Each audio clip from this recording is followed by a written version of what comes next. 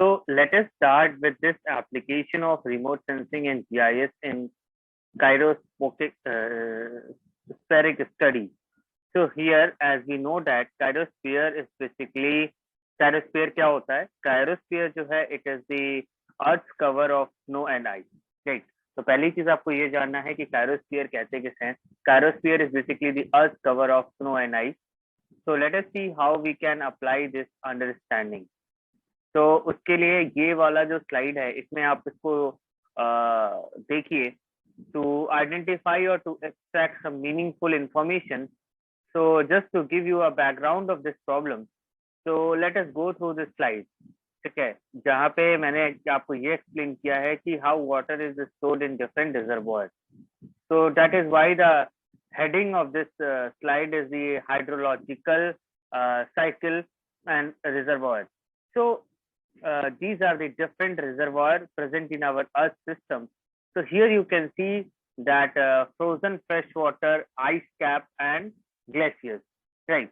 तो यहाँ पे हम देख सकते हैं कि frozen freshwater है, ice cap है और glacier है. So all are basically included in this, right? Let us understand this gyrosphere in little bit more detail. तो उसके लिए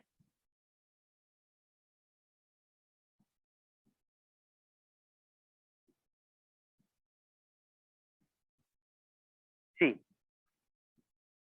the part of the Earth's surface that remains perennially frozen constituent the gyrosphere, right? So the gyrosphere includes not only glaciers and sea ice, but also vast areas of frozen ground that lie beyond the limits of glaciers. So this is taken from this particular book. This is very standard book in this area, The Blue Planet, an Introduction to Earth System Science. So here you can get all the different types of systems which are involved in our Earth, right?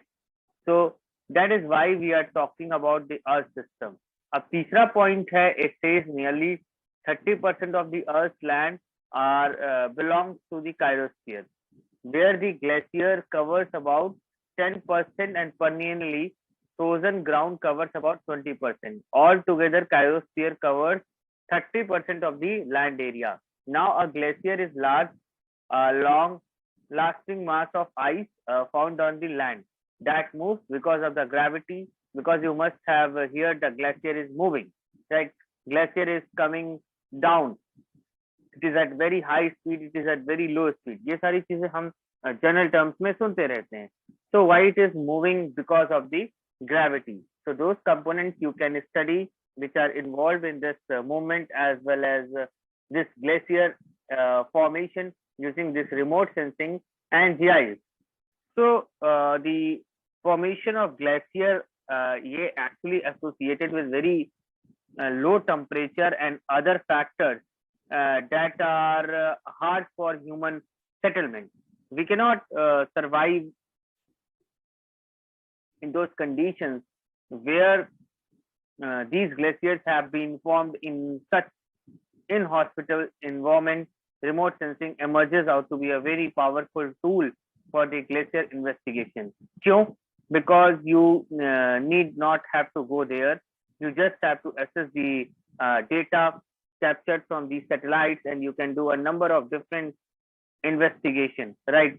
So for the conventional technique, you have to visit the ground, you have to take the sample, you have to do some in situ experiment, then only you can derive meaningful information.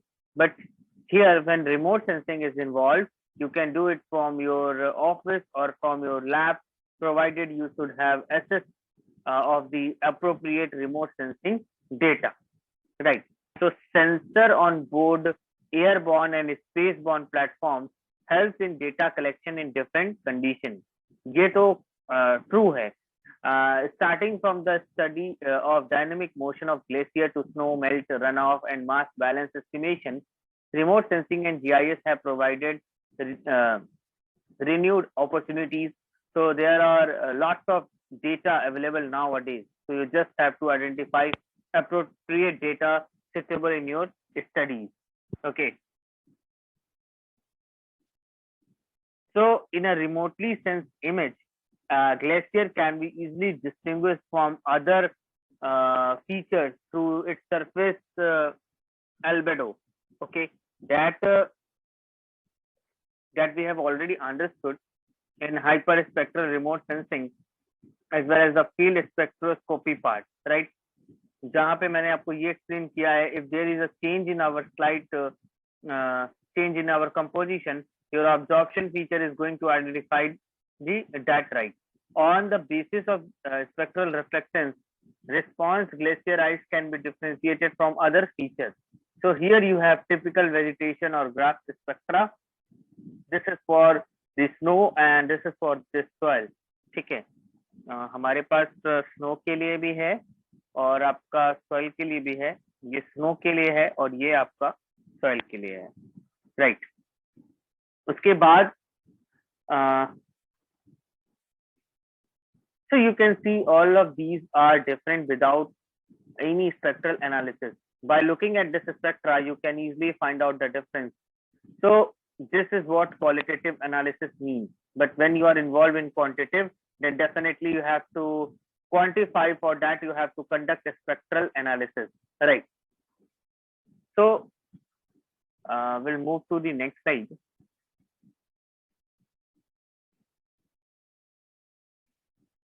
Landsat 7 and 8 with a resolution of 30 meters and several spectra bands can help in distinguish snow coverage and cloud cover from space.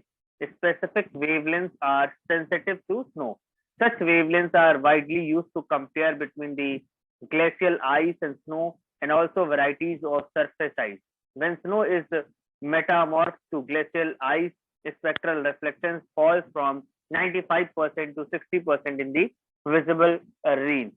So this is from one study where you can easily find out the difference between snow, fun, glacial ice and contaminated ice from each other by looking at the spectral profile. So this is the beauty of remote sensing and GIS, where you don't have to visit the place, but definitely you need some ground data to validate it. But most of the time you can use this remote sensing in GIS directly to interpret or derive the result. Now, let us see how this microwave remote sensing has been used in the glacial studies. So this is one word which has been published by this gentleman. So here you can see this ERS1 SAR mosaic has been used to identify the boundaries of this snow. So binary, this is the right. So binary image by combining the region segmented image of edge, enhanced mosaic and gray level representation of the textured data. Now the next one is B, where noise has been removed, and in the C you can see after applying the Roberts edge detection, it has come to this level now. So our interest is just to find out the boundary. Then the final ice sheet boundaries have been derived again further using the filter, right? So here you can easily find out this is changing with respect to time. So let us say this is for 2019, right? So similarly, you can find out previous year and then you can easily find out how these boundaries are shifting either low side or upside, right? So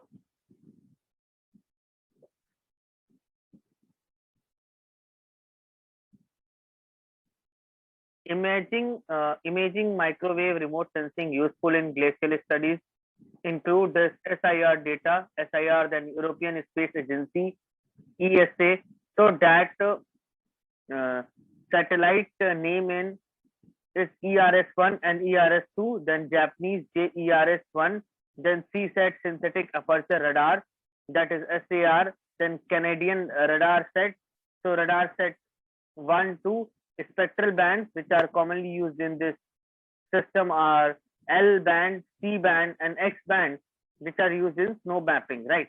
So what is the advantage of this microwave remote sensing in glaciological studies? Because glaciers are found to be at higher altitude. So what happens most of the time, you will have the cloud cover and the light rain, right? So because of that the optical remote sensing data sets are not very useful. That is why this is microwave remote sensing images are more useful or more used in glacier studies. So the advantage of using microwave remote sensing over optimal remote sensing for the glacial logic studies is the cloud penetrative property. Right. Now, the SAR data, okay, when we talk about the microwave remote sensing in glacial studies, so SAR data can be effectively used in snow ice monitoring and differentiating relative ages of moraine. So that is also one application. C-band can be used to recognize snow-covered regions from now from non-snow areas. So with C-band, it will be very easy. Radar sat C-band data can be used to distinguish between front and bare ice spaces. This particular paper, they have already explored this possibility. So glacial retreat can be effectively studied using the radar set data set. So radar interferometry can be used to generate this 3D model. So this is another area where lots of opportunities are available. So you think of generating a 3D model for glacier region where you can utilize the optimal remote sensing as well as the microwave remote sensing data. SAR interferograms of ERS1 and ERS2 can help in ice flow that already these people have explored. Why this is very important? Because see, because you need to understand the capabilities of remote sensing and GIS and their potential application. So where you can directly use this technology as a tool, and you can solve a problem which can be related to a society or maybe a nation, right? This is another work which has been published in physical geography. Okay, now non-imaging microwave remote sensing is useful in studying the glacial microtopography. This is another possibility where you can think of applying this remote sensing and GIS.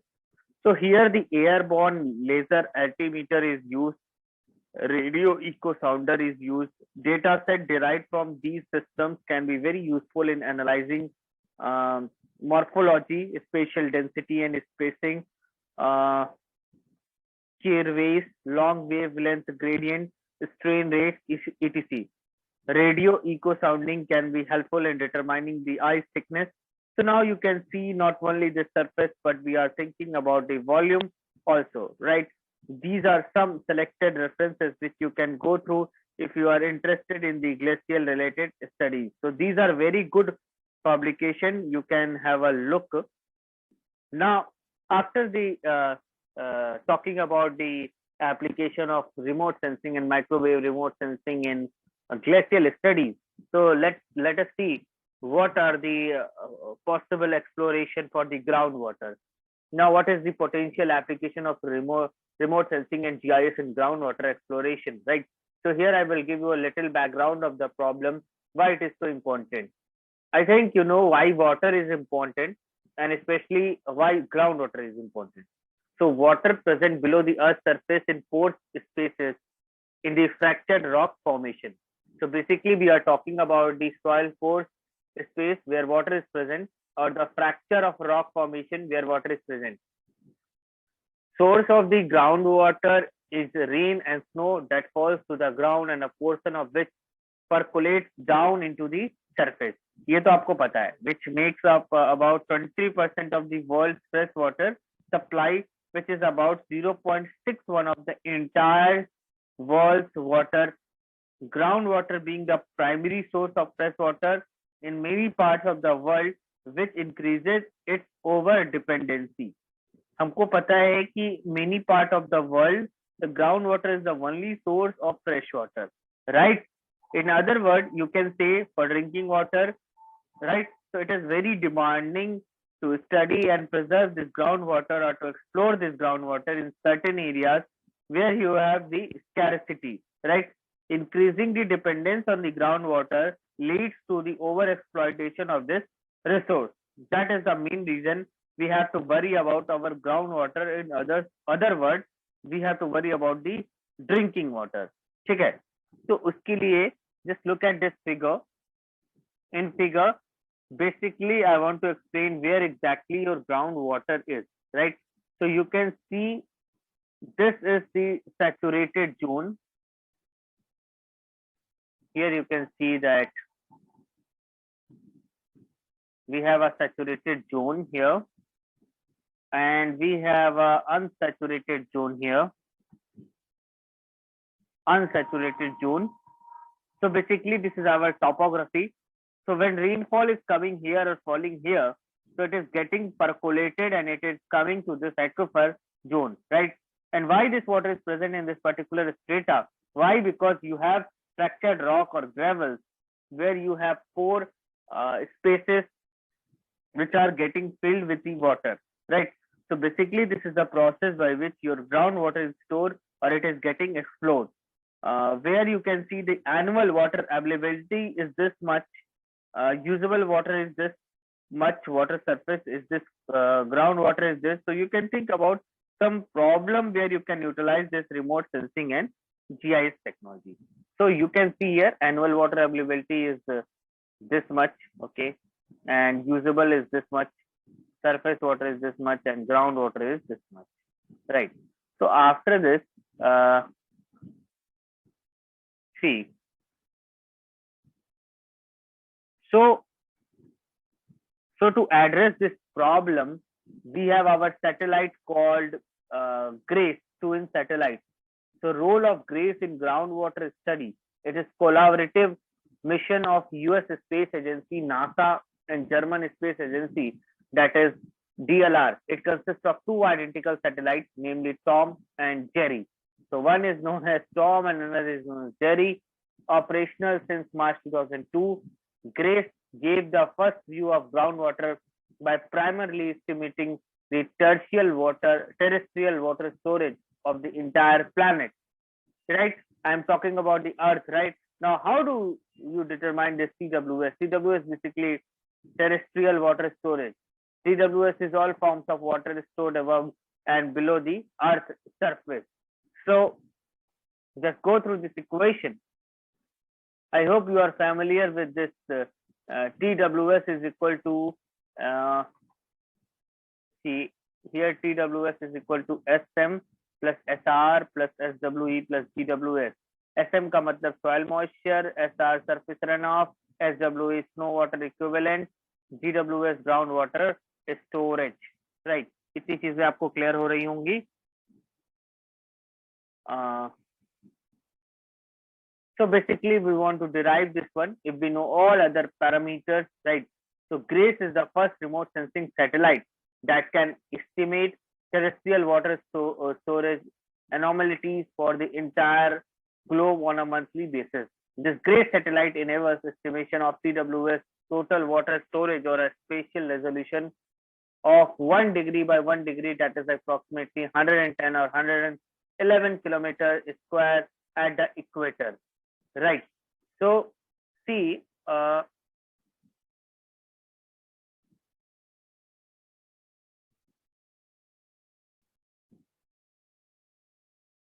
you can see this image. This is from this particular paper. So basically, we are talking about this. So rate of change of TWS from the GRACE gravity solution showing mostly anthropogenically caused groundwater loss. और जो figure B है, subtracted water storage variability predicted by the CLM hydrological model, right? Now we have GRACE FO, the gravity recovery and climate experiment follows on, is a successor of the GRACE mission, which is basically an improved version, right, for the precise measurement launched on May 22, 2018. ठीक है, this was जो GRACE FO है, उसका ground water में जो role है वो ही है the gravity recovery and climate experiment follow on is a successor of the GRACE mission with an improved precision of the measurement system. This was launched on May 22, 2018. Will monitor underground water storage, the amount of water in lakes, large lakes and rivers, soil moisture, ice sheets and glaciers, and sea level caused by the addition of water to the ocean. Okay. So these are many such satellites which have been launched for a dedicated problem or dedicated research. But apart from that, you can always explore those data sets for other type of studies. Right. So this is all about today's lecture. From tomorrow's lecture, we'll talk about the oceanic studies also, sea surface temperature and other aspects of this application of remote sensing and GIS. So this is all about today's lecture. I hope you are enjoying it and you are understanding it. So we'll back with another part of this application of remote sensing and GIS. That will be part 3. So if you have any doubt, you can write directly to ankur495@bit.ac.in, or even you can drop a message to your comment box also. So thank you so much. Have a nice day. Enjoy. God bless you.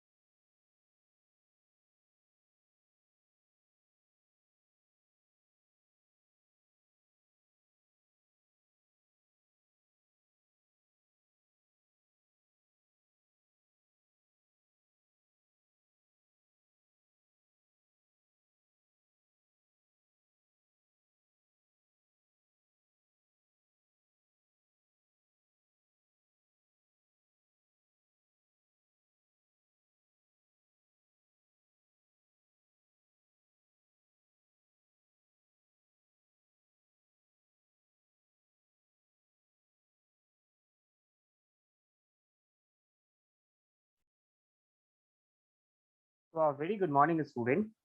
Once again, I welcome you all for the online lecture series on remote sensing and GIS. So, this will be the continued lecture on the application of remote sensing and GIS. So, in the context to my previous lecture, I have covered digital elevation model, okay, and I've also covered applications of remote sensing and GIS in agriculture, and I have also covered applications of remote sensing and GIS in natural hazards, right? So these parts were covered. Now we have to discover the applications of remote sensing and GIS in forestry. Okay, so let us see some potential application of remote sensing and GIS in forestry. So here, depending upon whether the soil and the terrain, forests are classified into two different types, like tropical rainforest, temperature deciduous, temperature temperate coniferous, mangrove forest. So there are different types. So these are the different types of forests classified based on the weather, soil, and terrain. So terrain is basically the topography, right? So how exactly we are availing? See, remote sensing, the application of remote sensing for the forest biodiversity actually it depends upon the weather, soil, terrain, forest, and these are actually classified into different types: tropical rainforest, temperate deciduous forest, temperate forest forest, mangrove forest, and boreal forest. Okay, so how exactly we are availing or using or utilizing this particular technique? So spectra in the continuous narrow band across the visible and NIR wavelength range can be used for analyzing different tree species, right? I hope you remember the vegetation spectral profile. So here the position is actually the indicator of the composition and internal atomic structure, right? So, so if there is a slight change in the position or the orientation, then it say this is different type of species, some more in number of bands within this spectral range. More detailed analysis of the absorption feature can be done. So that is already understood from earlier lecture. Now to understand the photosynthesis process of the various various species, absorption feature for foliar biochemicals such as nitrogen, chlorophyll, etc. can be analyzed. So this can, you can see here. So these absorption features are basically for H2O. This is for spongy mesophyll. This is for chlorophyll. Uh, to see, you can develop a methodology where you can utilize this particular knowledge and you can evolve this very informative output, right? So in remote sensing studies, the spatial and temporal variation in diversities of trees can be seen as both opportunity and challenge. In terms of opportunity, there are several areas to explore, like assessment of biological diversity, assessment of dead and live carbon measurement of the foliar biochemical, forest health monitoring. In terms of the challenges, the utility is limited to an extent due to cloud cover and haze. That is the limitation with the remote sensing image and atmospheric effect. So unless until you don't remove all the errors from your data, it cannot be used for any quantitative analysis. So such errors are always associated with your remotely sensed image. So you need to take care before using it in uh, any application. Now, now let us see transportation engineering. I've already covered this portion, but I want to highlight some of the important aspects which was not highlighted in my previous lecture. So extraction of the road pattern, monitor truck rest area availability and utilization, aerial photograph based pavement surface distress detection and evaluation, spectral characteristic of asphalt and aging and deterioration, identification or quantification of paving material and surface condition, pavement management and assessment. So these are very important aspects of the transportation engineering, and you can think of applying this remote sensing and GIS knowledge this particular field. Road safety is another very important dimension of the transportation engineering where the GIS is frequently used. So one of the widely used tool for the road safety analysis, that is GIS preparation for data segmentation and screening, is done in GIS, whereas basin analysis is done outside GIS platform. So spatial analysis is used to target the location and accident and assess particular distribution pattern through map visualization. So basically, when we are involved with GIS or in GIS environment, then definitely we are having the spatial data. That means the location data is always involved. Plus, remote sensing data gives you the power of visualization. And this is when we are talking about navigation. So nowadays, you people are familiar with this Google Map.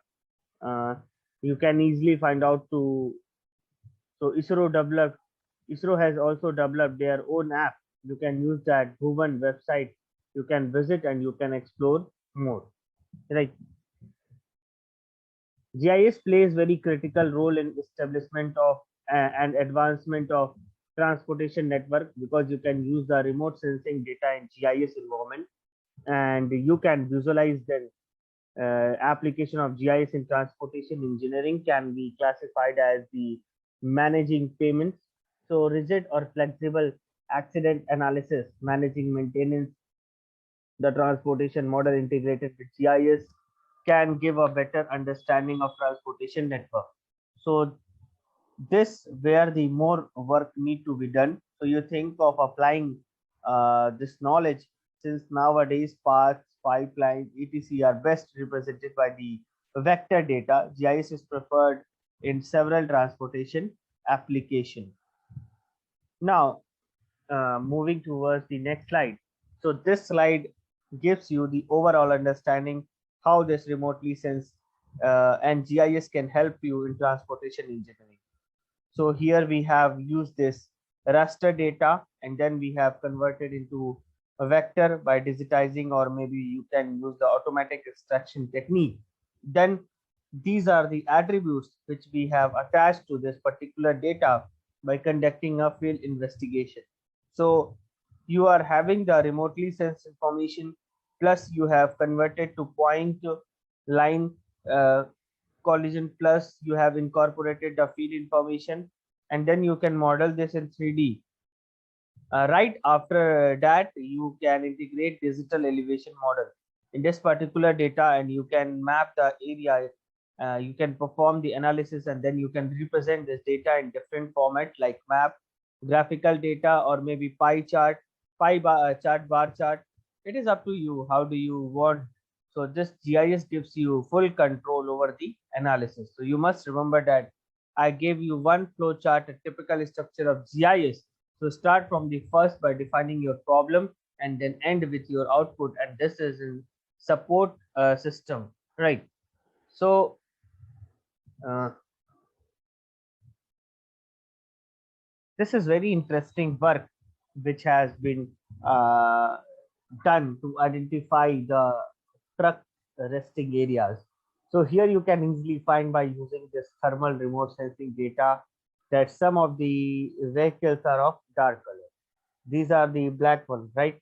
So that means these trucks are lying here for a longer time. And rest are basically, if you can see all these. So here, whichever is coming in the red, there is this is the temperature data. So the red color represents it is just parked and it may start soon and it will leave this place. But these dark color vehicles, it seems like they are parked here for a long time. This technique can be used by the government officials to identify what are the vehicles which are lying there for the long time, and where you want to construct more parking areas, and what are the places which are not utilized, or which are the areas or parking lots which have been utilized more than this capacity. So those things we can always perform in this particular domain. Now here this was the normal raw data, this was thermal, so you can easily find out how you are getting the benefit of different wavelengths in transportation engineering, right? So this already I have explained you in the previous slides, where this hyperspectral remote sensing data is used to identify the paving material and surface condition. Another example I showed you for the identification of the road condition using the spectral profile. In another work, I explained you how this remote sensing, or in particular hyperspectral remote sensing, can be used for this aging and deterioration studies. And this already I have experienced. I will skip this part. So we'll continue this application of remote sensing in GIS. Right. So in the next slide.